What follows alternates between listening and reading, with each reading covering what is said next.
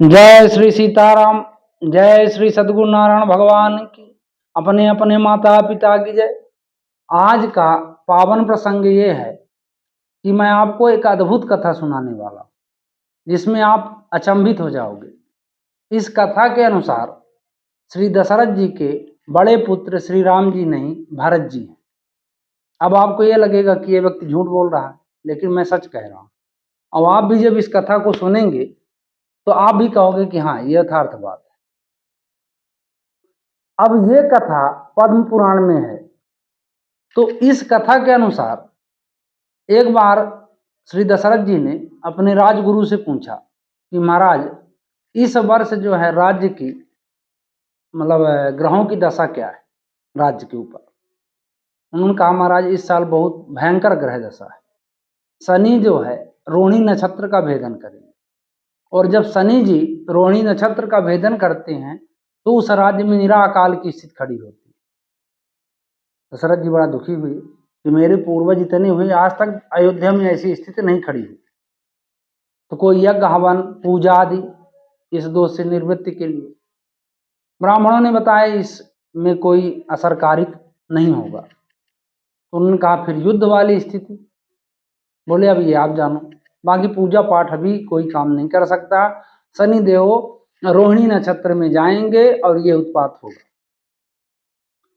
दशरथ जी का नाम ही दशरथ है, ऐसा भी उनका नाम दशरथ के कई अर्थ हैं। हम जैसे अधम व्यक्ति क्या अर्थ निकालेंगे उनके नाम का।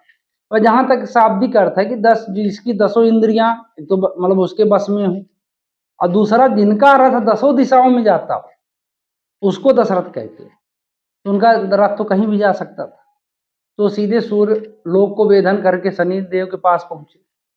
उन्होंने शनिदेव को ललकारा कि आओ, आप अगर नहीं मानते हो तो मैं युद्ध करूंगा, मैं अपने प्रजा की रक्षा तो करूंगा, क्योंकि आप जब ये स्थिति खड़ा करोगे तो उसका पाप मुझे लगेगा। उन्होंने भयंकर युद्धों से अस्त्रों से युद्ध करना शुरू कर दिया। लेकिन शनि किसी के ऊपर दृष्टि नहीं देखते, उनकी दृष्टि झुकी रहती है, क्योंकि उनकी दृष्टि जिसके ऊपर पड़ जाएगी वो जल जाएगा। अंत में जब उन्होंने भयंकर अस्त्रों का प्रयोग किया तब शनिदेव ने थोड़ा तिरछी नजर उठा के देखा तो उनके रथ और घोड़े सब जल के राख हो गए और दशरथ जी वहां से गिरने लगे। और इस युद्ध को जटायु जी देख रहे थे। जटायु जी ने देखा कि दशरथ गिर रहे हैं, उन्होंने अपना पंख फैलाया और उनको रोका। उन्होंने परिचय पूछा, उन्होंने बताया महाराज ऐसी ऐसी बात, और मैं इसलिए शनि से युद्ध करने गया था। जटायु जी ने कहा कि नहीं, देवताओं से युद्ध न करिए, उनकी कोई वंदना करिए, स्तुति करिए, पूजा करिए, प्रसन्न हो जाएंगे। तो श्री दशरथ जी ने बड़ी विधिवत उनकी वंदना की शनिदेव महाराज, और शनिदेव महाराज प्रसन्न हुए। उन्होंने कहा बताइए क्या करना है। उन्होंने कहा हे नारायण, आप जो है मेरे राज्य में ये रोहिणी जिस नक्षत्र में उत्पात मतने वाला उसमें मत जाइए। शनिदेव ने कहा ठीक है, मैं नहीं जाऊंगा। तो शनिदेव ने यह भी कहा था उनको कि जिस स्त्रोतों से मैं आपने मेरी वंदना की उनको जो पढ़ेगा उसके ऊपर मेरी सदैव दया दृष्टि बनी रहेगी, मैं कुदिष्ट नहीं रहूंगा। हो गया, वहां शनि वाला फाइनल हुआ। अब वो जटायु लेकर नीचे उतरे। जटायु जी से बोले, श्री दशरथ जी की बोले कि ऐसा है कि हम रघुवंशी हैं और हम किसी का हम लोग कृतज्ञ हैं, कृतज्ञ नहीं, उपकार को मानते हैं। तो आप जो है हमसे कुछ मांगिए, कुछ ले लीजिए। जटायु ने कहा मुझे क्या करना क्या है। पर नहीं, आप मांगिए। उन्होंने कहा जो हम मांगेंगे मिलेगा बिल्कुल 100%। उन्होंने कहा कि भाई आप मुझे अपने बड़े पुत्र का दान कर दीजिए। दशरथ जी की आंखों में आंसू आ गए। जटायु ने कहा क्या, मैंने ज्यादा मांग लिया। उन्होंने कहा ज्यादा क्या, आपने वो मांगा मेरे पास है ही नहीं। उन्होंने कहा है। तो उन्होंने कहा देखिए, मैंने भगवत प्रेरणा से मांगा है और आपके तो हो गए पुत्र। बोले अब भगवान जाने। उन्होंने कहा मैं अभी कंफर्म करके बताता हूँ। जटायु जी के जो चाचा लगेंगे वो गरुड़ जी हैं। गरुड़ जी भगवान के परम भक्त।